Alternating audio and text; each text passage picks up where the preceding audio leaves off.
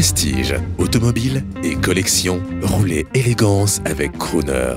Bonjour, je suis Gauthier Rossignol de la maison de vente aux enchères Agut, pour la maison Crooner Radio. On sort d'une vente assez longue, on sort de 2h30 de vente aux enchères et on a présenté pas moins de 50 voitures de collection qu'on avait réparties en 3 classes, dont une classe qui nous intéresse particulièrement aujourd'hui, c'est les Youngtimers. Alors les Youngtimers, qu'est-ce que c'est? C'est tout simplement les voitures qui nous ont fait rêver quand on avait 20 ans, on en a 40, 50 aujourd'hui et aujourd'hui on peut se les offrir. Et c'est ce qui fait toute la différence et c'est pour ça qu'on en a présenté 20 aujourd'hui. Alors dans les 20 qu'on a présentés, il y en avait différentes.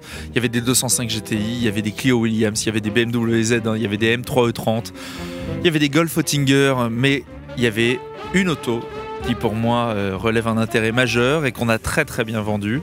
Eh bien c'est une Alpina 323i avec un kit JCG, garage du bac, c'était le garage du bac qu'il installait à l'époque.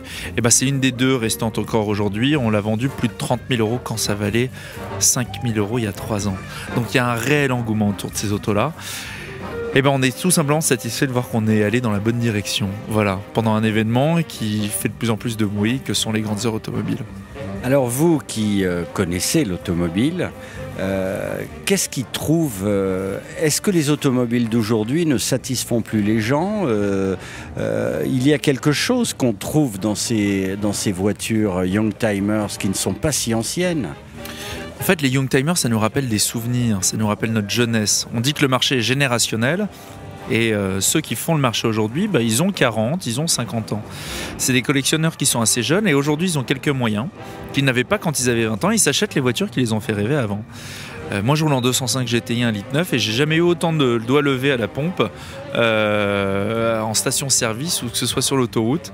Le nombre de mecs qui viennent me voir et qui me disent « Ah mais cette auto elle est géniale, je pourrais rouler en Ferrari Daytona, j'aurais moins de pouces en l'air. » Et ils me disent « Ah mais c'était la voiture de ma mère, bon je l'ai mise autour d'un arbre mais... » Et aujourd'hui ils se l'achètent.